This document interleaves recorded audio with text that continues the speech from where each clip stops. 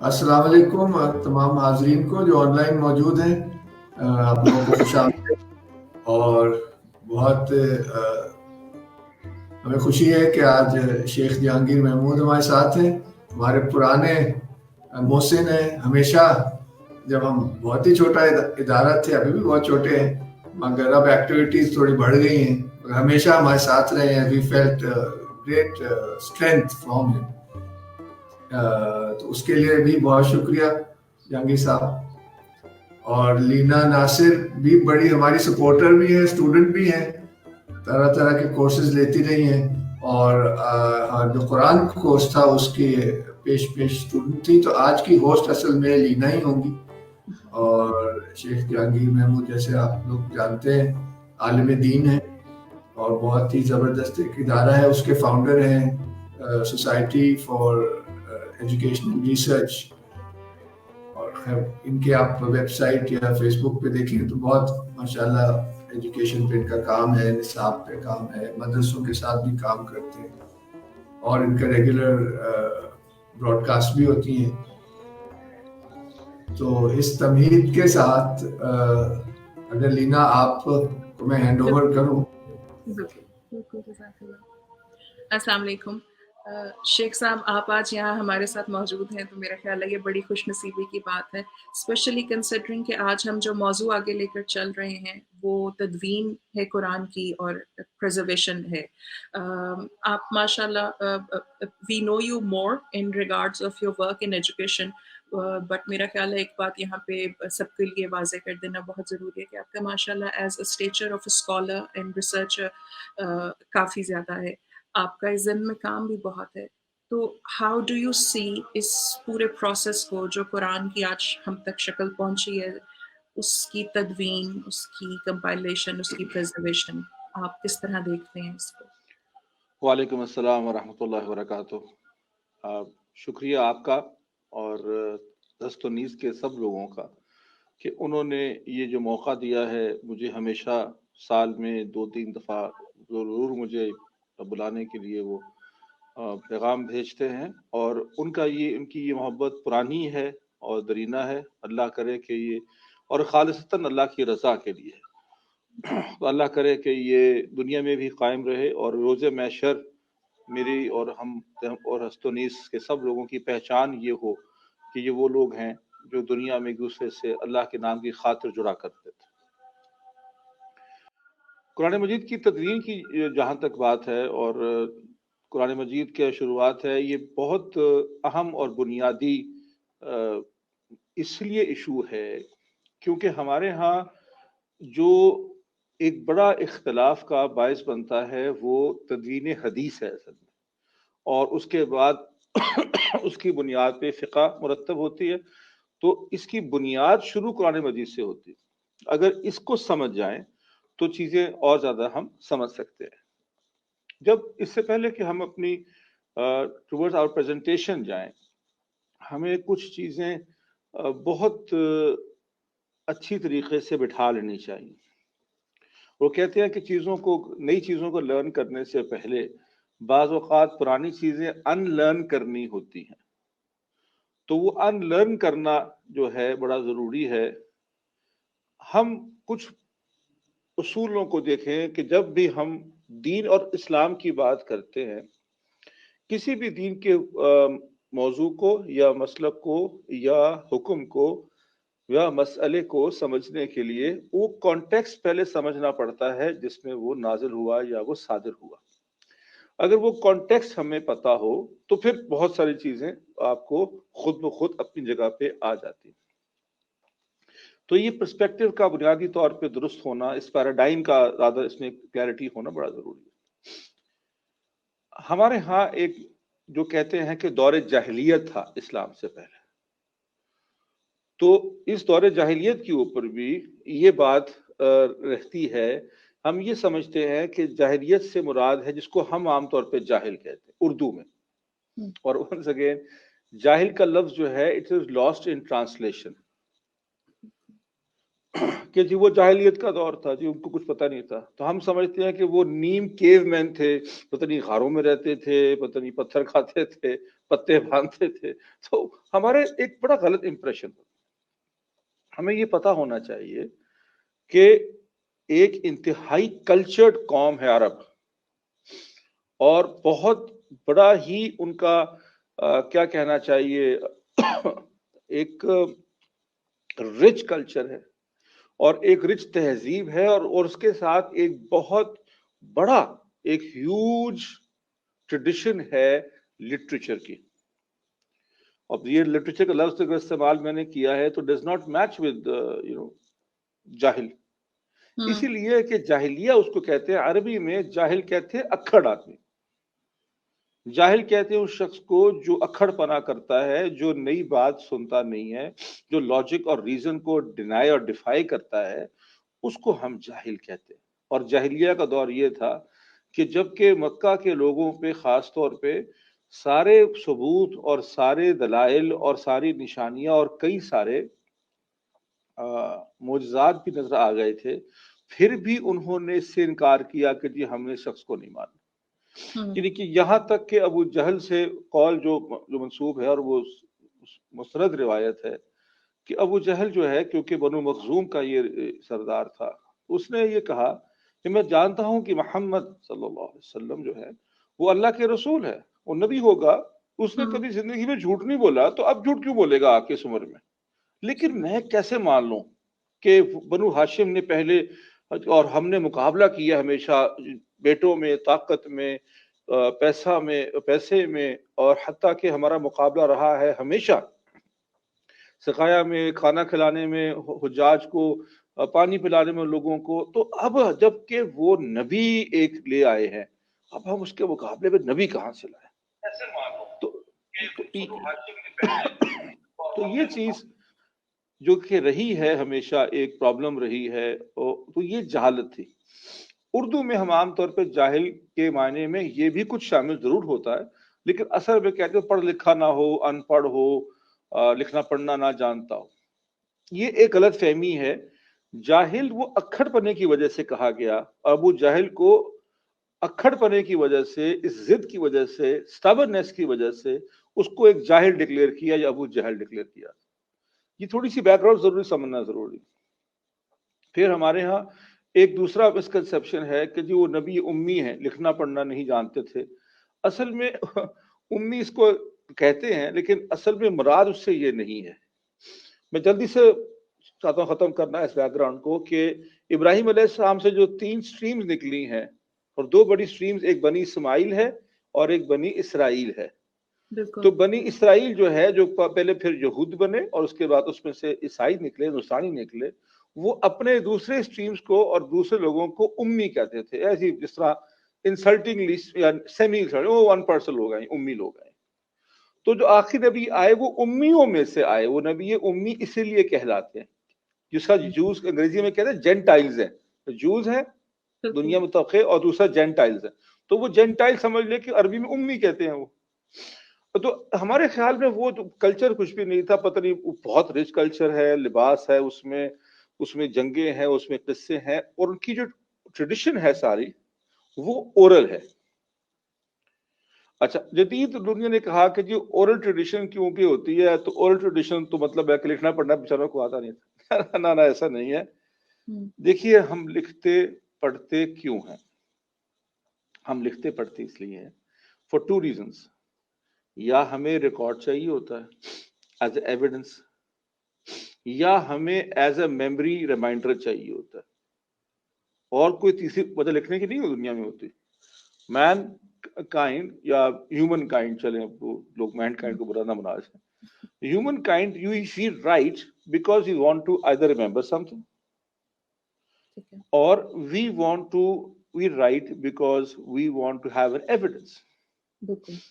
ٹھیک ہے نا جی. اب میری اسکرین اگر آپ کو شیئر کر دیں دوسری والی ساتھ کے ساتھ تو وہ بھی اچھا آ جائے.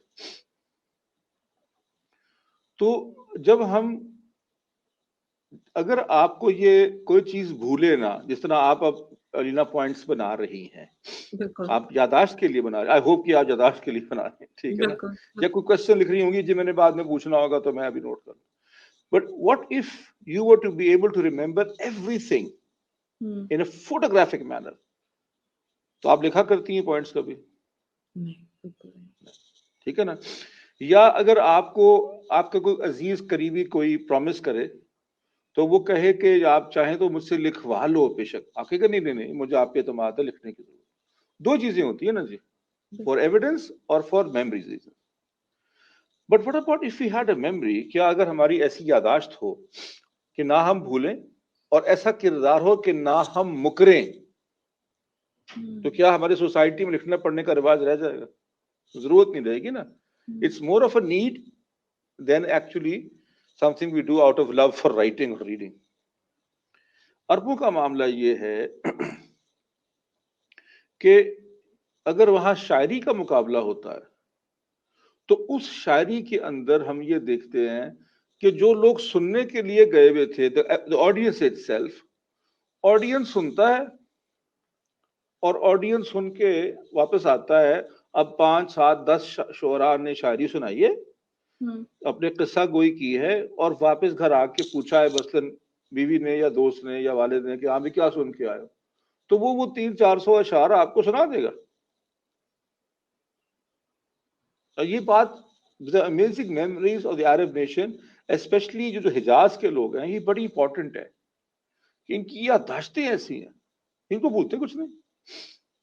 हजरत अबू बकर रज़ियल्लाहु अन्हु से मशहूर है कि वो जो जीनियोलॉजीज है ना जी, जो नस्लें हैं और आले हैं, सारी याद थी इनको जुबान, अरबों की, अरबों की. अच्छा फलाना, तो इसलिए मतलब उसकी मिसाल है कि आप जब किसी नए कबीले के पास जाना सल्लल्लाहु अलैहि वसल्लम ने तबलीग के लिए, तो अबू बकर को वो साथ रखते थे.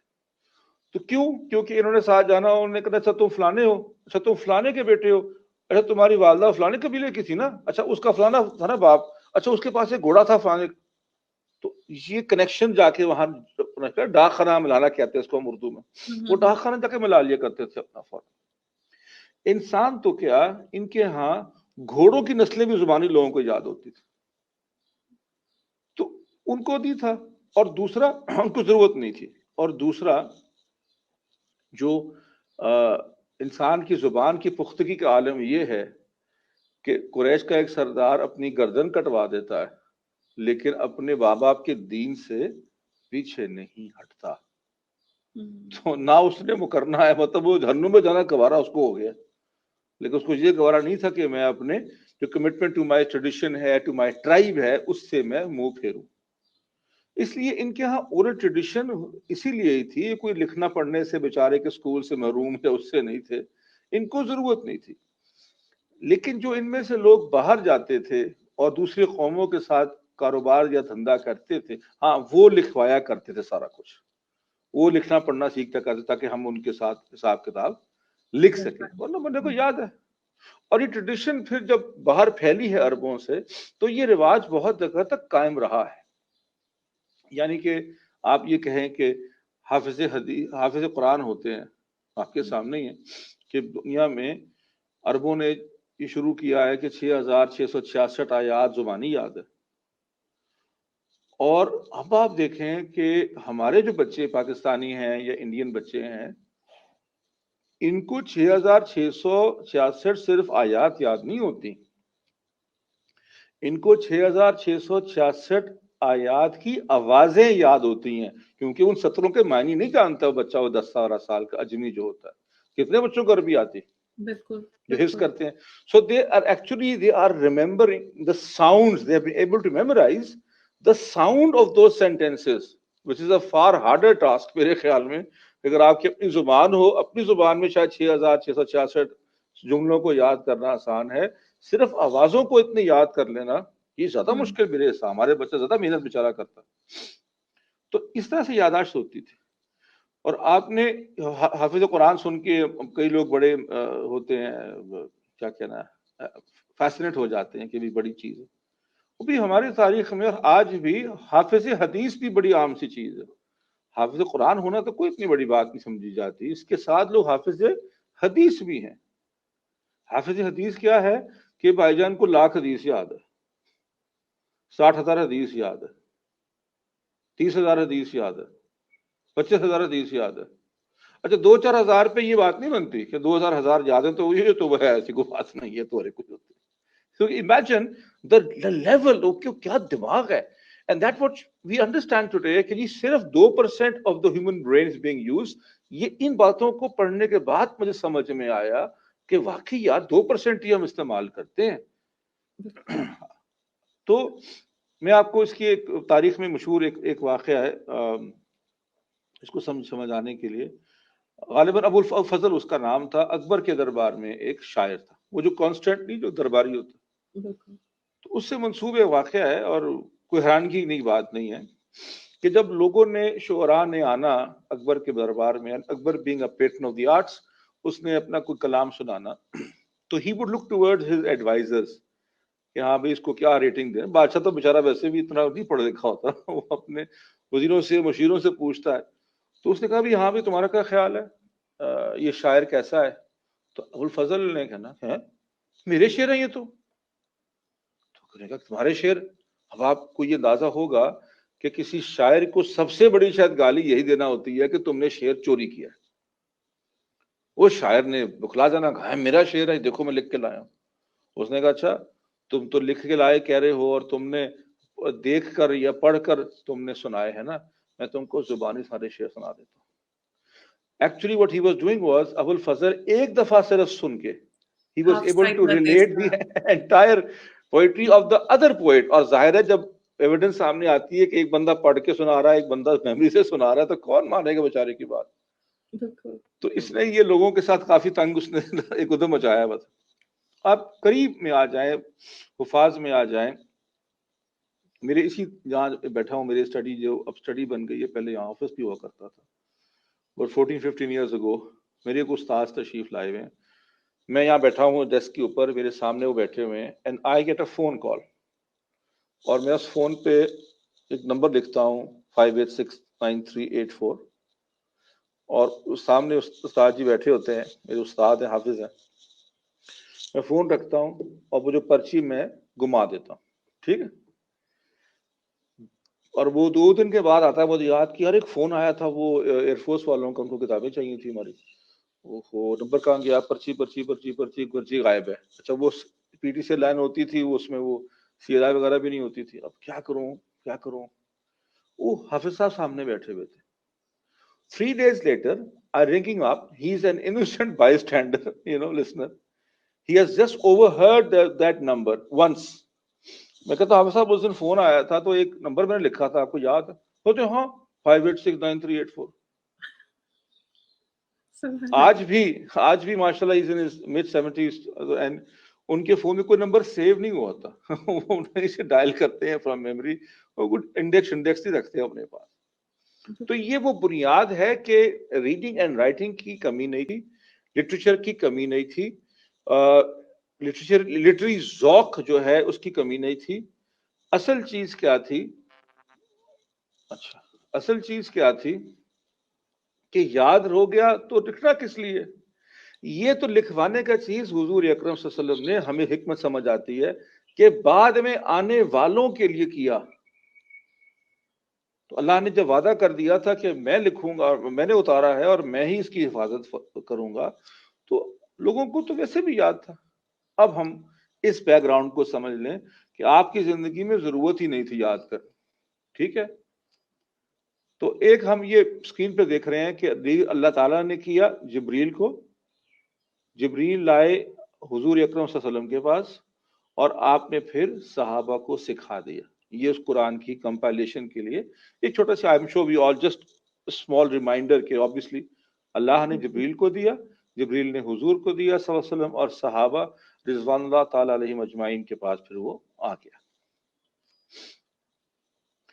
قرآن کی تدوین کے اندر 3 ہم ڈیوائڈ سیجز میں کرتے ہیں. پہلا حضور کے زمانے میں صلی اللہ علیہ وسلم، دوسرا ابو بکر عمر جن کو ہم شیخین کریمین کہتے ہیں ان کے زمانے میں، اور تیسرا عثمان بن عفان کے زمانے میں. یہ 3 سٹیجز ہیں. آئیے ہم ان 3 سٹیجز کو اب پڑھتے ہیں. آپ کے پاس جب تو آیا تھا تو جبریل نے آ کے سنانا، حضور نے یاد کر لینا، ٹھیک ہے. ٹھیک ہے. لیکن آپ یہ جانتے ہیں کہ جو ترتیب ہے نزول کی، وہ ترتیب مصحف کی نہیں ہے، بالکل ٹھیک ہے نا. بالکل پہلا تو کیا تھا؟ اقرا نمبر 96 چلی گئی اور سورہ فاتحہ پہلے آ گئی. تو جبریل جو تھے وہ ساتھ میں جب جو قرآن بڑھتا گیا حضور کے پاس، تو اس کی تدوین کے حساب، اس کی ترتیب کے کو بھی، اس کے آرڈر کو بھی جبریل نے بتایا کہ یہ آیتیں وہاں جائیں گی، یہ آیتیں اس سے پہلے ہیں، یہ آیتیں اس کے بعد ہیں. تو اس لیے اس کی جو ترتیب مصحف کی ہے یہ بھی توفیقی ہے، یعنی کہ اللہ کی طرف سے ہے. ایک زمانے میں فتنہ اٹھا تھا 40-50 سال پہلے جی کہ قرآن چھپا تھا ایک جرمنی سے، جس میں کہ ان آرڈر ریولیوشن تھا چیزیں. تو لیکن ریولیوشن کیونکہ پتہ کسی کو نہیں ایکچولی، وہ اللہ نے محفوظ ہونے دی نہیں. محفوظ مصحف وہی رہا جس کو اللہ نے چاہا تھا کہ اس ترتیب میں آیات آئیں گی. اچھا، اب آپ نے یاد کر لی صلی اللہ علیہ وسلم نے، اب انہوں نے صحابہ کو سکھائیں. اور میں نے کہا صحابہ میں حفاظ ہزاروں لکھا ہے میں نے، یہ صحابہ ہزاروں میں حفاظ دو طرح کے. ایک وہ ہے جنہوں نے قرآن حضور سے سنا صلی اللہ علیہ وسلم اور اتنا انہوں نے یاد کر کے اور اپنے چلے گئے جہاں پر بھی انہیں رہنا تھا، لیکن انہوں نے اس پہ اسپیشلائزیشن نہیں کی. لیکن جو صحابہ جنہوں نے حفظ کے اندر قرآن مجید کی یاد کرنے میں اسپیشلائز کیا، ان کی تعداد بھی سینکڑوں میں ہے. یہ آلسو ان the hundreds. جنہوں نے مین اپنا فیچر ہی یہی رہا کہ جس طرح آپ نے میرے بارے میں کہا جی کہ تدریس اور تعلیم اور فن تعلیم میرا تخصص ہے، اسی طریقے سے یہ تخصص انہوں نے کر لیا. ان کو حفاظ کہا گیا. اور ان میں سے بہت سارے وہ ہیں جو لکھتے بھی تھے، جن کو ہم کاتبین وحی کہتے ہیں یا اسکرائبس آف دا پروفٹ. یہ لکھا کرتے تھے. اچھا، ہمارے ہاں وہ بہت دکھاتے ہیں کہ پتھروں پہ اور پتوں پہ اور اچھا کاغذ بڑی کامن سی چیز ہے. میں آپ کو بتاؤں اس زمانے میں ایسا تو نہیں ہے جس طرح ہمارے ہاں کامن ہے، لیکن اس زمانے میں بھی کاغذ یا چیزیں ان کامن نہیں ہوتی تھی. اگر آپ کامن نہ ہوتا تو قرآن مجید نے سورہ النساء میں جو حکم دیا ہے کہ ہر اپنے بزنس کانٹریکٹ کو لکھ لو، تو کیا خیال لوگ اس کو پتھر پہ جا کے چزل کر کے لکھا کرتے ہوں گے یا کھال ڈھونڈتے پھر ہوں گے؟ کاغذ ہی ہوتا ہوگا نا. پھر فرمایا کہ کاغذ نہ میسر ہو تو پھر ہاتھ دے کے ایک وعدہ کر لو. تو کاغذ تھا، کچھ سٹون ٹیبلٹس بھی ہوتی تھیں اور بھی، لیکن پرائمریلی یہ مصحف جو ہے نا یہ کاغذوں کے اوپر ہی ہے.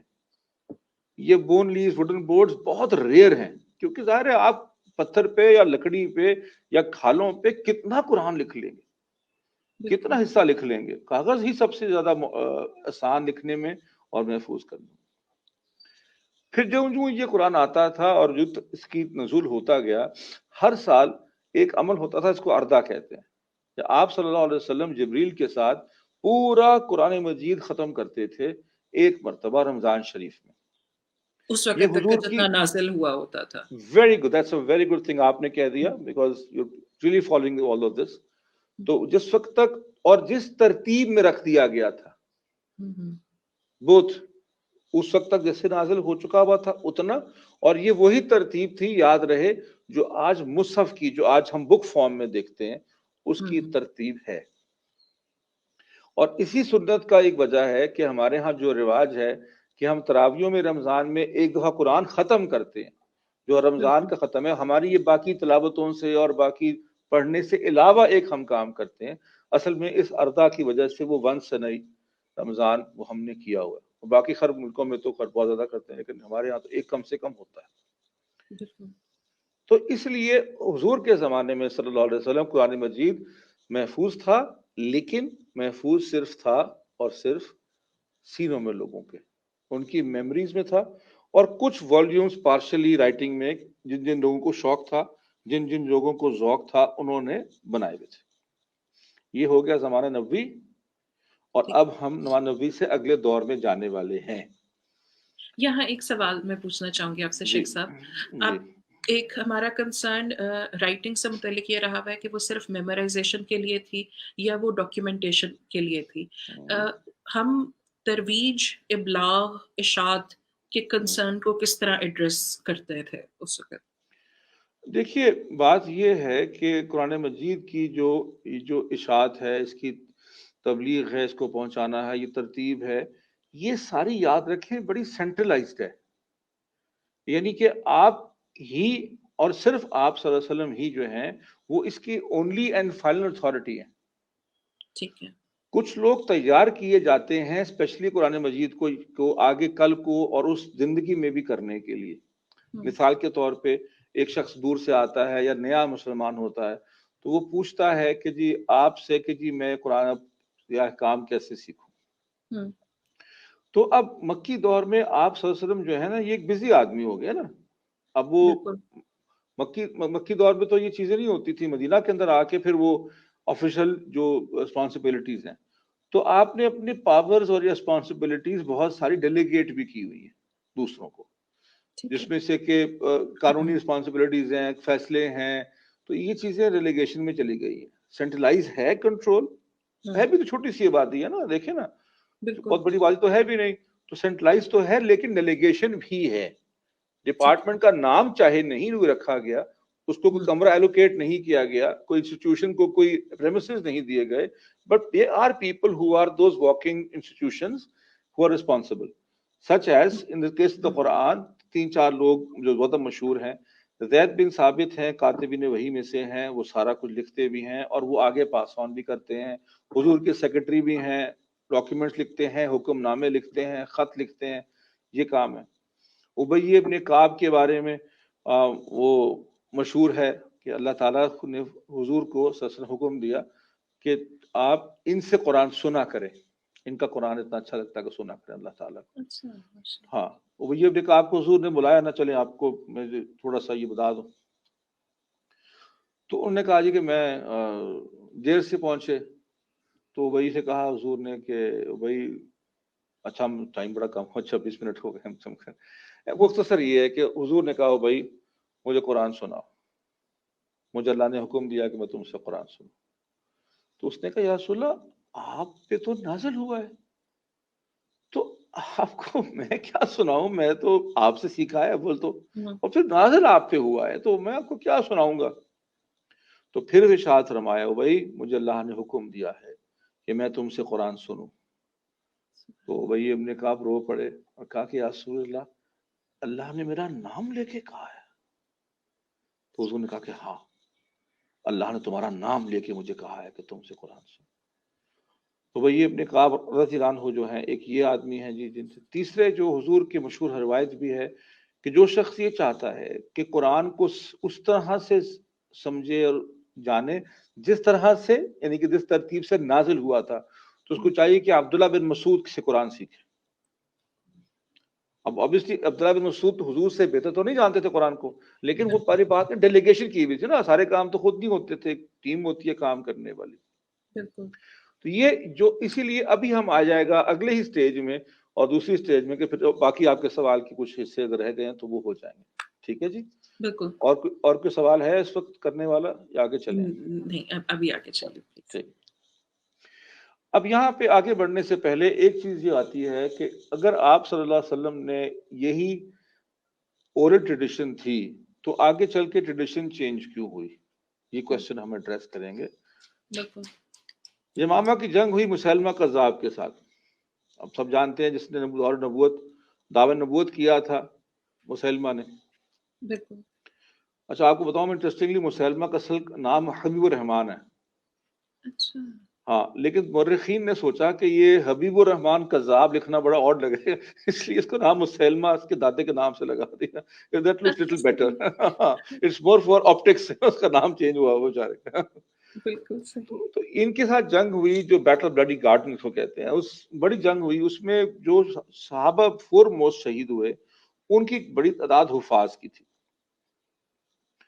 تو عمر بن الخطاب نے آ کے خلیفہ وقت ابو بکر سے کہا کہ جناب یہ لکھنا اس کو ڈاکیومنٹیشن نہ کر لیں. دیکھیں نا آج تو 50-60 مرے ہیں، شہید ہوئے ہیں، کل کو اور ایونچولی نیچرل ڈیتھ ہو ہی جائے گی ساروں کی. تو eventually there will be nobody alive in this world جس نے قرآن براہ راست حضور سے سیکھا ہوگا. سیکنڈری انفارمیشن چلی جائے گی، تو کیوں نہ اس کو ہم لکھ لیں، ایک مصحف بنا لیں تاکہ وہ مصحف ہو جس کو حضور کے صحابہ جس پہ اجماع کر لے، جس پہ کنسنسس ہو کہ یہی حضور کا قرآن. کہا جی ابو بکر نے تو بات انیشلی نہیں مانی لیکن انہوں نے مانی اور پھر ایک ٹیم مرتب تھی. اور یہاں پہ سوال یہ آتا ہے کہ یہ خیال حضور کو کیوں نہیں آیا؟ خود لکھوا کے چلے جاتے, یہ بعد میں لوگوں کو کیوں لکھنے کی ضرورت پڑنی تھی؟ اس کی ریزن یہ ہے کہ آپ دنیاوی اپنی جتنی ورلڈی جو ٹیمپورل لائف ہے اس دنیاوی زندگی کے آخری وقت تک اس بات کا امکان تھا کہ قرآن نازل ہو جائے گا. بالکل ٹھیک ہے نا, وہی آخر میں کوئی نہیں آتا جی کہ آخری 6 مہینے جو قرآن نہیں آئے گا آپ کو, اب آپ قرآن کے نزول سے ختم ہو گیا. تو وہی کیونکہ آخری سانس تک آتی رہنی تھی, چنانچہ آخری سانس تک ایک کمپلیشن کرنا مناسب نہ ہوتا. ٹھیک ہے, اس لیے انہوں نے اس کو ریفر کر دیا. اور پھر میں نے ایسے کہا ضرورت اس زمانے میں محسوس ہوتی بھی کسی کو نہیں تھی. تو یہ بات تو بکر نے مان لی, ان کا ٹیم مرتب کرو. یہاں ایک اور سوال آتا ہے کہ اگر اللہ نے خود اس کا وعدہ لیا ہے کہ میں قرآن محفوظ رکھوں گا, تو پھر لوگوں کو کیا آخر ضرورت پڑی, عمر کو کیوں سوجی کہ جی ہم لکھتے ہیں ہم محفوظ کریں گے؟ ہاں جی بالکل. کیا خیال ہے نا؟ I think it's a valid objection question کہ بھئی اللہ نے وعدہ کیا تھا وہ خود محفوظ کر دے گا, آپ کو کیا تکلیف ہے بھائی, آپ بیٹھے رہے آرام سے, محفوظ کریں گے. آپ کون ہے کرنے والے؟ اس لیے کہ صحابہ کرام کی جو خوبیوں میں سے خوبی ہے کہ صحابہ جو ہیں وہ دنیا میں اپنی ذمہ داری اور اللہ کی طاقت ذمہ داریوں میں فرق تسلیم کرتے تھے اور جانتے تھے. ہماری طرح نہیں تھے کہ ہمارے کام جو اپنے ذمے ہیں وہ اللہ کے ذمے ڈال دو, اور جو اللہ کے ذمے کام ہے جہنم اور جنت کو اپنے ذمے لے لو کہ ہم ڈالیں گے لوگوں کو. بڑا فرق ہے دونوں میں. بات یہ ہے کہ جس مقصد کا اللہ نے وعدہ کر دیا ہے کریں گے تو انسان obviously, فرشتے تو آ کے تبلیغ نہیں کی تو فرشتہ کیسے کوئی محفوظ کرے گا؟ کریں گے تو انسان ہی. یہ فور سائٹ عمر میں تھی, لیکن وہ خوش نصیب انسان ہوں گے جو اس سعادت کا حصہ بن جائیں گے, اور وہ کامیاب ہی رہیں گے کیونکہ اللہ نے وعدہ کیا اس کی کامیابی کا. تو اس لیے انہوں نے یہ اپنے سر لیا کہ ہم کریں گے. اور پھر ایک ہم اس کو مقری کہتے ہیں جو قراء کے بھی ایک اعلیٰ صیغہ مبالغہ ہے, زید بن ثابت کا ذکر ہم نے پہلے کیا, ان سے کہا کہ آپ یہ کام شروع کریں. زید بن ثابت نے 4 کام کیے. انہوں نے کہا سب کو بلایا کہ لاؤ بھائی اپنے اپنے مصحف لاؤ, اپنی میموری لاؤ اور مجھے سناؤ. تو جو لے کے آئے گا وہ اس کو وہ حصہ یاد بھی ہونا چاہیے. یہ آڈٹ بھی ساتھ ساتھ ہوتا جا رہا ہے. یہ آڈٹ اسی وقت ہو رہا, نہیں کہ golden upon golden upon golden standard. یہ گولڈ سٹینڈرڈ نہیں ہے بلکہ گولڈ اپون گولڈ سٹینڈرڈ, کہ آؤ سناؤ تمہیں یاد جو ہے. دوسرا مجھے بتاؤ کہ دوسرا وہ کرتے تھے کہ اپنے بھی جو یادداشت ہے اور اپنی بھی جو ان کے پاس لکھا ہوا مصحف ہے اور اوروں کے مصحف لکھے بھی جتنے بھی تھے ان کے ساتھ اس کو وہ میچ کرتے تھے. پھر وہ یہ کرتے تھے کہ 2 عدد صحابی معتبر صحابی یہ بتائیں کہ جی جناب ہم موجود تھے, حضور اکرم صلی اللہ علیہ وسلم لکھوا رہے تھے اور یہ لکھ رہا تھا سامنے بیٹھ کے. تو کوئی بھی ذرا سی بھی گنجائش, ذرا سا شائبہ بھی تھا نا غلطی کا, اس قدر رسپانسبلٹی سے یہ کام کیا گیا. یہاں پر میں نے کہا کہ ہمیں آبجیکشن زیادہ ہوتے ہیں لوگوں کے, تو ہم اس کو بھی ساتھ ساتھ ایڈریس کرتے رہیں گے. اس پہ سوال یہ بنتا ہے کہ اگر اتنے ہی بااعتماد لوگ تھے تو پھر کیا ضرورت تھی اتنا زیادہ سٹینڈرڈائز کرنے کا؟ اس لیے کہ وہ آپس میں تو برابر ہی تھے نا. پہلی بات تو یہ دیکھیں نا, میرے لیے ابو بکر اور علی بڑے لوگ ہیں نا, لیکن ابو بکر علی آپس میں تو ایک جیسے ہی ہوں گے نا, ایک دوسرے کے لیے بہت زیادہ فرق تو نہیں ہوگا, ایک دوسرے کو سمجھتے ہوں گے وہ. اور دوسری یہ بات ہے کہ جب سسٹم ہوتا ہے تبھی اعتماد ہوتا ہے. ہمیشہ انسان کی طبیعت ہے کہ وہ فرد سے زیادہ سسٹم پہ اعتماد کرتا ہے اور ثبوت پہ اعتماد کرتا ہے. اور کیونکہ یہ قیامت تک چلنا تھا, یہ بڑے ویژنری لوگ ہیں, ان کی بڑی فور سائٹ ہے, اینڈ دے میڈ شور کہ کوئی کل کوئی اعتراض کا ہمارے پاس جواب آج تیار ہو. اینڈ اٹس امیزنگ کہ انہوں نے کیسے سارا کچھ سوچ لیا. اور بیسیکلی ورڈ آف گاڈ کو اتنا پروٹوکول دینا جتنا کہ باقی دنیا کے باقی لکھی ہوئی چیز سے فرق ہو, اوتھینٹسٹی کو کرنے کے لیے ایکنالج. جی انڈیا میں میں اب دیکھیے پری پارٹیشن میں پڑھ رہا تھا کہ ایک صاحب قرآن کا جو پہلا جو بنایا تھا نا انہوں نے چھاپا خانہ جس پہ قرآن چھاپتے تھے، تو اس میں ان لوگوں کو جو پرنٹنگ کا کام کرتے تھے ان کا باوضو ہونا ضروری ہوتا تھا، اور انہوں نے ایک الگ سے کنواں کھودا تھا جس کنویں سے پانی وہ یوز کرتے تھے اپنی انکس وغیرہ میں، اور انہوں نے ایک نئی غرقی، پتہ نہیں اب لوگوں کو پتہ نہیں کیا ہوتی ہے، سیوریج کا نظام ہوتا تھا کنویں کی طرح کا، ایک غرقی کھودی تھی نئی فریش، وہ غرقی نہیں جس میں کہ لوگوں کا سیوریج جاتا تھا، ایک الگ سے فریش غرقی کھودی کہ جو ہم پلیٹیں دھوئیں گے، اس زمانے میں وہ جو روٹری پریسز پلیٹیں ہوتی تھیں ایسے ایسے کر کے آتی تھیں، ان کے اوپر جو انک بلی ہوتی ہے جس پہ قرآن کی آیتیں لکھی ہوتی ہیں، ان کو دھو کے ہم گٹر میں نہیں ڈالیں گے بلکہ الگ سے اس کو کریں گے۔ تو یہ مسلمانوں نے ہمیشہ اس کے تقدس کی وجہ سے، اس سے محبت کی وجہ سے یہ سارے تمام کیے۔ تو زید بن ثابت اور صحابہ سے زیادہ کون تقدس جانتا تھا اس کا، تو انہوں نے یہ سارے سٹینڈرڈز پورے کیے تاکہ یہ محفوظ ہو جائے۔ یہ چیز شروع تو ہوگی زمانے میں عمر کے، بکر کے، سیدنا عمر کے زمانے کے اندر جو ہے وہ یہ چلی گئی، اور اس میں تھوڑا سا مسپرنٹ ہے، میں اس کو ابھی ٹھیک کر دوں یہ کیونکہ بعد میں ریکارڈ نہ ہو جائے۔ جی، تو عمر کے زمانے مکمل ہوئی، سارے بڑے صحابہ کو، یہ زید بن ثابت کا تو ساتھ کچھ 40 ایک لوگ ہیں بائی دا وے، اور وہ 40 ایک لوگ جو ہے نا وہ ڈیٹا انٹری کلرک نہیں ہے، وہ 40 کے 40 سارا ہی مقری صحابی ہے، وہ ٹاپ آف دا لائن کہہ لینا جو لوگ اس وقت تھے اس شعبے کے اندر اسپیشلسٹ، وہ 40 ایک لوگ جمع کرتے ہیں، ان سے اس کو اتھینٹیکیٹ کرتے ہیں، عمر کے پاس رکھ دیتے ہیں۔ حضرت عمر کا جو کیا یہ ٹھیک نہیں ہوا، سوری جی، اور یہ ان کے پاس رہا، اس کی اگین ابھی تک کوئی ضرورت محسوس نہیں ہوئی تھی، it was a foresight کہ اس کو بنا لیا گیا ایز اے فور سائٹ۔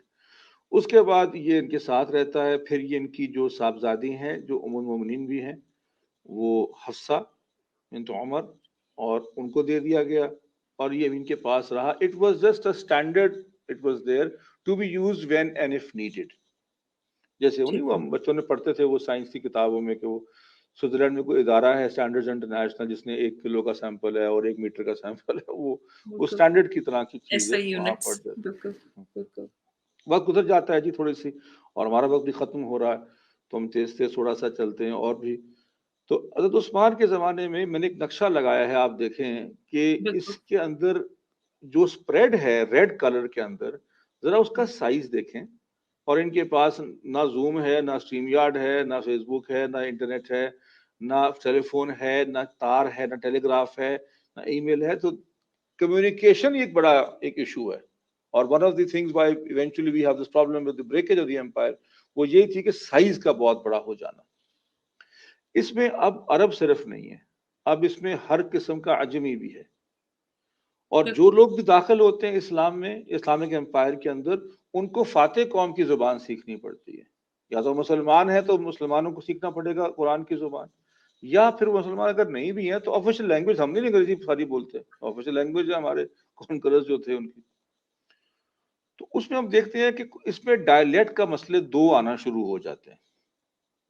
ایک اگر آپ نے دیکھنا ہے تو اگر مجھے تجربہ ہوا، جو ہی آپ یہ اٹک کا پل کراس کریں، بلکہ یہ اسلام آباد کو کراس کریں نا موٹر وے کے اوپر، تو مساجد کے اندر آپ دیکھیں گے کہ تلاوت قرآن مجید لگے گا کسی اور زبان میں ہو رہی ہے۔ بعض ایسی مساجد ہیں جو لگتا ہے کہ ٹھیٹھ پنجابی میں کوئی قرآن پڑھ رہا ہے یا ٹھیٹھ پشتو میں کوئی قرآن پڑھ رہا ہے، اور بہت زیادہ رنگ ہوتا ہے لوکل ڈائلیکٹ کا، ٹو دی ایکسٹینڈ کہ کبھی کبھی اس کا معنی بھی لگتا ہے کہ بدل جائے گا۔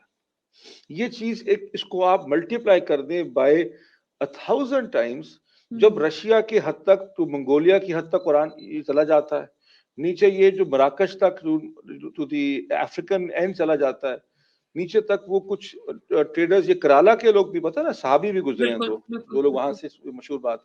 تو وہ یہ دیکھتے ہیں کہ یہ چیز پرابلمٹک بننا شروع ہو جاتی ہے۔ جیسے میں آپ کو چھوٹی سی بات بتا دیتا ہوں کہ دوسری چیز ہے کہ جو صحابی اپنا اپنا مصحف پارشل، جن سے کچھ سے ہم نے لیا بھی تھا اس وقت، اور کچھ نے دو آیتیں لکھوا لی، ایک سورت لکھوا کے چلا گیا، جا کے سیٹل ہو گیا سیریا میں، سیٹل ہو گیا جا کے منگولیا میں، سیٹل ہو گیا ساؤتھ آف فرانس کی طرف جا کے، وہ مصحف بھی جگہ جگہ پہ پھیلے ہوئے ہیں۔ ٹھیک ہے، اور وہ جو میں نعوذ باللہ من ذالک مثال دے رہا کہ الحمدللہ بھی تو ہے نا اس کے اندر، ذرا ہمارے یہاں بھی تو بیچارے پڑھتے ہیں الحمدللہ، تو وہ ڈائلیکٹس بدل جاتے ہیں, قوموں کے ڈائلیکٹ بدل جاتے ہیں. خود قریش کے اندر عربوں کے اندر ڈائلیکٹس بہت سارے. آپ دیکھیں نا, ہماری پنجابی اور ہے, امرتسر کی اور ہے, گجرانوالہ کی اور ہے, ملتان کے قریب چلے جائیں سرائکی رنگ چڑھ جاتا ہے. تو یہ چیز ہم دیکھتے ہیں کہ یہ پرابلم محسوس ہوتی ہے سائز آف دی امپائر پہ جا کے. تو کیا ہوتا ہے, حذیفہ بن یمان جن کو رازدار رسول کہتے ہیں, he was a confidant of the prophet, اور ان کے پاس راز ہیں حضور کے بہت سارے. amongst them he is the only companion of the prophet جن کو منافقین کے نام پتا تھے, حضور نے بتائے تھے. تو یہ ان لوگ بڑے خاص لوگوں میں سے. یہ وہاں چکر لگا کے آتے سینٹرل ایشیا کا, اور آ کے کہتے ہیں عثمان سے کہ یار یہ تو کوئی نئی کوئی چیز بن جائے گی ایونچولی. بنی نہیں ہے لیکن بن جائے گی. جب وہ اپنا پڑھ رہے ہیں, وہ آدھا پڑھ رہے ہیں, ان کے پاس چھوٹا مصحف ہے, کسی کے پاس کچھ ہے, انہوں نے کہا یار اس کو چھوڑو. عثمان took very superb action. انہوں نے سارے گورنرز کو ایڈریس کیا. انہوں نے کہا جی ہم مصحف حفص جو حفصہ کے پاس پڑا ہوا ہے, جو ابو بکر نے اور عمر نے بنایا تھا, اور اس پہ سارے صحابہ بڑے چھوٹوں نے سب نے مل کے اس کے اوپر ایک کنسنسس تھا, ان کا اجماع تھا. تو اس کو اب ہم کاپیز لکھائیں اور ان کو جگہ جگہ بھیج دیں. اچھا اب یہ کاپیز ظاہر ہے کہ ہینڈ کاپیز ہی بنیں گی نا, ہینڈ میڈ ہی ہوں گی نا, فوٹو کاپی تو ہو نہیں سکتی. تو وہی اوریجنل ٹیم کو لایا جاتا ہے کہ وہ آ کے اس کو بیٹھ کے لکھے گی, پھر ایک دوسرے کی لکھے ویریفائی کرے گی, پروف کرے گی, اور جب وہی ٹیم ساری جو ہے اس کو اپروو کر دے گی کہ یہ اوریجنل وہی ہے جس پہ سارے صحابہ ایگری کر گئے تھے, اسی ٹیم کو لا کے تو ان سے لکھوایا. ٹھیک ہے. اس کے بعد یہ ٹیم جو ہے وہ سارے provincial capitals which were about 7 or so in number, جو میجر کیپٹلز تھے, ان گورنرز کو بھیجا. ان کو بھیج کے کہا کہ جی اب آپ فردر کاپیز, فردر میمورائزیشن اس سے کریں گے. اچھا اس سٹیج پہ ہم عراب آ گئے ہیں ابھی یا نہیں, یہ ابھی عراب سے پہلے؟ اچھا ابھی ضرورت ہی نہیں پڑی عراب آنے کی, یہ تو آئے گی جب اور زیادہ, جب اجمی اور لوگ آئیں گے تو اور زیادہ ضرورت پڑے گی. That will come much later. جی حجاج بن یوسف کے زمانے میں مشہور ہے, اسی زمانے میں عراب لگانے کی ضرورت پڑ گئی تھی. ابھی ہم اس پہ دیکھیں گے, اگر وقت بچا تو اس پہ چلے جائیں گے انشاءاللہ. اچھا ایک چیز جو یہاں پہ ہوتی ہے, اس لیے عثمان بن عفان کو جامعۃ القرآن کہتے ہیں. جامعۃ القرآن ہے جس نے قرآن کو کنسنسس پہ سب کو ایک پہ کر دیا, اور انہوں نے کہا پڑھو گے لہجے میں قریش کے, جس کے بھی سب ڈائلیکٹس ہیں بائی دا وے, لیکن قریش کا لہجہ ہوگا. ٹھیک ہے. یہ لہجہ جو کسی اور کا, کسی مراکش کے آدمی کا, شام کے آدمی کا, یا بنو مخزوم کے میں سے کوئی بھی آدمی, تو بھی قریشی ہے. جو دوسرے قبیلے ہیں جیسے بنو قلب وغیرہ ہیں, اس میں سے نہیں ہوگا, تمہارا اپنا لہجہ ہوگا. یہ بھی سیٹل ہو گئے. اب جس کے پاس پارشل مینوسکرپٹس ہیں وہ سارے جمع کرو اور ان کو شہید کر دو. ٹھیک ہے, تاکہ کہیں اختلاف کی گنجائش ہی نہ رہے. اب ایک بابا جی حضور کے پاس آئے ہیں, زندگی میں ان کے پاس آئے صلی اللہ علیہ وسلم, ان سے لکھا. اس وقت 15-16 آیتیں لکھ لی, 15-16 صورتیں لکھ لیں, اور وہ سینے کے ساتھ لگا کے بیٹھے ہوئے ہیں. اس کو لے کے وہ چلے گئے ہیں الجزائر, الجیریا لے گئے ہیں. وہاں پر انہوں نے اپنے بیٹے کو دے دیا, خود فوت ہو گئے. اب ان کا بیٹا کہتا ہے جی یہ مصحف تو میرے والد نے حضور کے سامنے بیٹھ کے لکھا تھا, یہی قرآن ہے. ٹھیک ہے. بیٹے کو تو شاید یہ پتا ہوتا کہ جی یہ وہی قصہ جو ابا سیکھ کے آئے تھے, لیکن جب اس کے پوتے کے پاس سامنے وہ آئے گا مصحف عثمان کے زمانے کا, جو مصحف حفص آئے گا یا حفصہ آئے گا, تو ایک ہی ہے. تسی اپنے کول میں پا چھڑیے نہ آئے تھا, میں نہیں مانتا. تو یہ اسٹینڈرڈائزیشن جو ہے, اس لیے جامعۃ القرآن کہتے ہیں عثمان بن عفان کو, کہ نہ صرف کہ اس کو اسٹینڈرڈائز کر دیا, بلکہ ود اے ہیوی ہارٹ جتنے بھی مصحف ٹیمپرری پارشل تھے ان کو شہید کر دیا. جس کے اوپر بڑا وہ کرٹکس جو ہیں, ویسٹرن کرٹکس جو ہیں, انہوں نے وہ بات اٹھائی, اورینٹلسٹ نے اور ہمارے کچھ دیسی لوگوں نے بھی اس کی آواز میں آواز ملا دی کہ جی عثمان دا قرآن برنر. وہ قرآن برنر جو کیوں برن کیا نا, اس کی ریزن سمجھنے کی ضرورت ہے. سارے لوز کنیکشنز ایلیمینیٹ کرنے کی ضرورت تھی. ویری ویل پٹ جی. یہ وہ مصحف مشہور ہے جی, جو تو کاپی میوزیم میں پڑا ہوا ہے, جس کے بارے میں یہ مشہور ہے کہ عثمان بن عفان کو جب شہید کیا گیا تو اسی کو پڑھ رہے تھے. اگر اسکرین پہ نظر آ رہا ہے آپ کو, تو یہ وہ داغ, تھوڑے سے خون کے داغ بھی ہیں, ان کی اہلیہ نائلہ کے بھی وہ ہے. تو یہ ہوتا ہے جی, صحابہ کے زمانے تک ہو جاتا ہے. اس کے اندر جب اعراب لگانے آتے ہیں تو یاد رکھیں اعراب کے اوپر بھی کئی قصے ہمارے یہاں مشہور کر دیے گئے ہیں. اعراب سب لگائے ہیں اجمیوں کے لیے سیکنڈ، جن کی کیا کہنا ہے انگلش کیا Arabic as a second language جو ہے نا، ان کی انڈرسٹینڈنگ کے لیے اس میں قریش کا لہجہ محفوظ رکھا گیا. اس میں جو ڈفرینسز آپ 10 لہجے پنتے اس میں کوئی خاص فرق نہیں ہوتا. پڑھنے کا جو فرق ہے، مالک یوم الدین ہے آپ سنیں گے ورش والوں کو پڑھیں گے ملک یوم الدین which has the same meaning actually to be honest. تو یہ ہے جی صحابہ کے زمانے تک کی وہ، اور بعد میں حجاج کے زمانے میں آن ورڈز اعراب آ گئے کر لیا، اور پھر چھپنا شروع ہو گیا. اور اب تو خیر وہ ای قرآن ہے، اب تو وہ تو چھپتا بھی نہیں ہے. یہ جی سکویز نہیں کیا جی، میں نے کوشش کیا. آئی ہوپ کہ میں تھوڑا سا تیز چل رہا تھا، لیکن 45 منٹس میں this would I could manage. تو اگر کوئی سوال ہے تو اب آپ بے شک کر لیں، اور بھی کوئی سوال ہے تو. جی ہمارے پاس سوال ہے کہ سورتوں کی ترتیب مکی، مدنی اور منازل کے تحت کی گئی ہے؟ نہیں جی، سورتوں کی ترتیب جو ہے نا وہ مکی، مدنی اور منازل کے تحت نہیں کی گئی ہے. یہ جب نازل ہوتا تھا قرآن مجید تو جبریل امین ساتھ ساتھ حضور کو یہ واضح کر دیتے تھے کہ اس کی ترتیب کیا رکھنی ہے. اسی لیے کہتے جی بلال حبیب صاحب بالکل آپ نے ٹھیک کہا، جبریل امین نے ہی اس کو ترتیب بتائی ہے کہ کس ترتیب سے مصحف یا کس ترتیب سے قرآن مجید پڑھا جائے گا، اس کو پڑھنے کی ترتیب کی. مکی، مدنی اور منازل جو ہیں یہ بعد کی چیزیں ہیں. اس میں منازل سب سے پہلے ہیں. صحابہ کے لیے تو عام طور پہ ایک ہفتے میں ایک قرآن ختم کرنے کا رواج تھا، چنانچہ اس کی 7 منزلیں جو ہیں وہ 7 دنوں میں کتنا وہ پڑھتے ہوں گے اس کو ہم منا لیتے ہیں، اس کو منزل کہتے ہیں. منزل ٹھیک کے ہے، یہ 4 یعنی 5 اس طرح بھی آربیٹری ہے، یہ آفاقی ہاں نہیں ہے یہ. باقی نہیں ہے. اس طرح مکی مدنی ہمارے ریکارڈ ہے کہ ہم نے علماء نے جنہوں نے تحقیق کی ہے قرآن مجید کے اوپر، انہوں نے کہا کہ یہ صورت مکی ہے، یہ صورت مدنی ہے، کہ یعنی کہ ہجرت سے پہلے کی ہے. ایک ہجری ہے جو ہجرت کے دوران عمل کے دوران نازل ہوئی ہے، ایک مدنی ہے جو مدینہ منورہ میں نازل ہوئی ہے، اور مدینہ منورہ میں نہیں، مدینہ منورہ کے دور میں یعنی کہ ہجرت کے بعد. یہ بالکل لوکیشن کے حساب سے مکی مدنی نہیں ہے، یہ ایرا کے حساب سے مکی مدنی ہے. میں اتنا بتا دوں کہ اس کے بعد یہ جو آپ کا نہیں ہے جو علماء نے اس پہ بھی کام کیا کہ کون سی صورتیں ہیں جو دن کے وقت نازل ہوئیں، کون سی رات کے وقت آیتیں نازل ہوئیں، حضور اونٹ پہ بیٹھے تھے تو کون سی ہوئی تھی، گھوڑے پہ بیٹھے کون سی ہوئی تھی، معراج پہ جاتے ہوئے کون سی ہوئی تھی، معراج سے آتے ہوئے کون سی ہوئی تھی. یہ تو مکی مدنی تو ہمیں ابھی بالکل بیسک سی ڈسکرپشن ہے، بہت اس پہ کام ہوا. رکوع کی جہاں تک بات ہے، رکوع کا جو نزول ہے یہ مزید کئی کچھ 100 سالوں کے بعد کچھ معنی کے لیے یہ جب قرآن مجید پڑھایا جانا شروع ہوا باقاعدہ ٹیکسٹ بک کے طور پہ اداروں میں، افراد نے پڑھانا شروع کیا، تو آپ دیکھیں رکوع میں عام طور پہ ایک پیراگراف ہوتا ہے لائک اے پیراگراف، جس میں کہ کوئی ایک ٹاپک کو کور کیا جاتا ہے.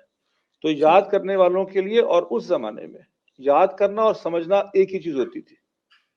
ٹھیک ہے، جب کیونکہ زبان کا بیریئر نہیں تھا. جب حافظ ابن قیم اپنے استاد کے پاس تفسیر ان کی جو 20 جلدوں میں ہے پڑھنے کے لیے گئے ہیں، جب انہوں نے پڑھا دی ہے تو انہوں نے کہا اچھا بیٹا اب سنا دو. انہوں نے پوری سنائی ہے ان کو، بعد میں صرف سمجھی نہیں تھی سنائی بھی تھی. تو رکوع اس وقت آئے تھے. اگلا سوال آئے گا جی کہ جو اچھا جی اندلی گول صاحبہ کہتی ہیں جی ابن وراق کا کرٹیک جو ہے نا قرآن ٹیکسٹ کا compilation specifically in which Quran keeping in view the quotes from the Hadith of Suyuti, Ibn Daud and textual verses to prove. دیکھیں ابن وراق کا جو کرٹیک ہے نا it's a very technical critique and there will be enough time perhaps one day in which we could do a program or do a sitting on this. But before I answer to respond to Ibn Warraq, I need to also have a very good idea of the standard of the research that you have done on Ibn Warraq, because یہ کسی عام آدمی کا کام ہم sorry یہ تھوڑا technical سی بات ہے، مجھے بھی پر جلتے ہیں ہر بہت سی باتوں کے اندر پہنچتے ہوئے. تو I would love to answer this, but this is a very technical question and I need to be sitting along with you in a much better environment and more time margin before I can answer this question. ایک سوال میں بھی پوچھنا چاہوں گی ابھی آپ سے جہانگیر صاحب کہ ہمارے پاس جو آیات کی ترتیب پروفٹ کی طرف سے آئی، جو ان کے پاس جبرائیل کی طرف سے آئی تھی توفیقی جو ہے، وہ کہیں اس کی توجیہ ریکارڈ ہوئی یا شیئر کی گئی کہ یہ کیوں فار ایگزامپل آخری آیات جو قرآن کی تھیں کہ آج میں نے اپنا دین تمہارے لیے مکمل کر دیا, why did it have to be in surah Maidah which is the 5th surah and not the end of the Quran? جی دیکھیں, ہیونگ اسٹیبلش دس کہ یہ تھی توفیقی ہی, جو اس کی پیچھے حکمت ہے کہ کیا ہے حکمت, اس کے اندر جو اللہ نے تو بتائی نہیں کہ میں نے کیوں ترتیب بدلی, نہ حضور نے اس پہ کوئی وضاحت کی کہ کیوں ترتیب بدلی اللہ نے. اس کے اوپر جو تعویل کی جاتی ہے, جو سمجھ میں بھی آتی ہے, اور بہت سے اس پہ کام جو مفسرین ہیں قرآن مجید کے, انہوں نے کام کر کے کہا ہے کہ جو حضور کے زندگی کے بعد کے مسلمانوں کے ادوار ہیں, ان کی تربیت کے لیے یہی ترتیب ٹھیک رہے گی. ان کی تربیت اور طرح ہونی ہے, اور جن کی جو آپ کی زندگی میں لوگ ہیں ان کی تربیت اور طرح ہو رہی تھی. تو اس کی تعویل عام طور پہ یہ کی جاتی ہے کہ اس وجہ کے اندر جو ہے قرآن مجید جو ہے وہ اس لیے اس طرح بنایا گیا کہ ہم اس طرح سے ہمیں اس نے اوپر لے کے پڑھ کے لے کے جانا ہے, اور اس نے ہمیں اٹھا کے جس طرح دیکھیں اس کو ٹیکسٹ بک سمجھے. ہمارے ہاں قرآن مجید کا تقدس اتنا ہو گیا ہے کہ اس کو پڑھنا ہی منع ہو گیا نا ایک طرح سے. بالکل حقیقت تو یہ ہے کہ یہ تو بچوں کے لیے کام تھا کہ بچے چلو بچپن میں اس کو یاد کر کے رکھ لیں اور بڑے ہو کے سمجھ لیں. تو ہمارے ہاں تو حد تو صرف پڑھنے کی ہے, ہمارے ہاں سمجھنے کا تصور, اگر آپ کا خیال ہے اگر آپ کو 10-20 لوگ مل گئے ہیں نا, تو پاکستان میں آج بھی پڑھنا الگ چیز ہے, تلاوت کرنا الگ چیز ہے, سمجھنا تو خیر کچھ اور ہے, سمجھانا تو اس سے بھی کچھ آگے ہے, ٹھیک ہے نا. تو اس حلقے میں تو یہ ہمارے حلقے میں تو شاید لگے کو عام سی بات کہ سمجھنا بہت ضروری ہے, اس کے بغیر گزارا نہیں. لیکن اصل بات یہ ہے کہ قرآن مجید تو سمجھنے اور عمل کی ہی کتاب تھی. بالکل That's what it was. تو اس ٹیکسٹ بک کو میں اس لیے ٹیکسٹ بک استعمال کرتا ہوں تاکہ اس کو کلیریفیکیشن ہو جائے کہ اس ٹیکسٹ بک کے یہ جو chapters in names of the surahs, یہ اس طرح سے کھانا مقصود تھا. ہم اسی کو سمجھے ابھی تک, باقی اللہ عالم الصواب کہ یہ ایگزیکٹلی بات ہے وہ کلیئر نہیں. ایک بات میں بتا دوں آپ کو چھوٹی سی, جی. کئی دفعہ میرے پاس جواب نہیں ہوتا, وہ کم علمی بھی وجہ ہو سکتی ہے اس کی, اور کئی دفعہ یہ ہوتا ہے کہ کچھ چیزیں اللہ اور اس کے رسول نے واضح اس لیے نہیں کی کیونکہ شاید وہ واضح کرنے کی ضرورت نہیں تھی. میں آپ کو اس کی مثال دیتا ہوں کہ موسیٰ اور خضر کے واقعے اگر آپ دیکھیں تو اس میں خضر کا نام نہیں ہے قرآن کے اندر, بیکاز ریلیونٹ نہیں ہے. وہ کس موڑ پہ ملے تھے اس کا بس اشارہ ہے کہ جی کہ جہاں پر وہ مچھلی مل گئی, وہ کہاں تھی, وہ جارڈن میں تھی, وہ سیریا میں تھی, وہ مکہ میں تھی, وہ کہاں تھی, nobody knows, because the Quranic style of teaching is that it sticks to the relevance of our lives and not to many other things. So لوگ پریشان ہوتے کہ یار یہ کیا بات ہے, یہ ہر بات اسلام میں ہے تو یہ کیوں نہیں ہے, یار اسلام میں ہے, یہ آپ ہی کس کام کی ہے بھائی, نہیں بتایا اللہ نے آپ کو, جو بتا دیا وہ کر لو, جو نہیں بتایا اس پہ پوچھ لیں گے جا کے ان سے بعد میں. بالکل بالکل, بہت شکریہ, جزاک اللہ خیر جہانگیر صاحب. آپ نے ماشاء اللہ کمپائلیشن اور پریزرویشن کے بہت سارے کنسرنس ہمارے ایڈریس کیے, اور انشاءاللہ امید کرتے ہیں ہمارا آپ کے ساتھ یہ رابطہ اسی طرح جاری رہے گا اور ہم آپ سے سیکھتے رہیں گے انشاءاللہ. جزاک اللہ خیر.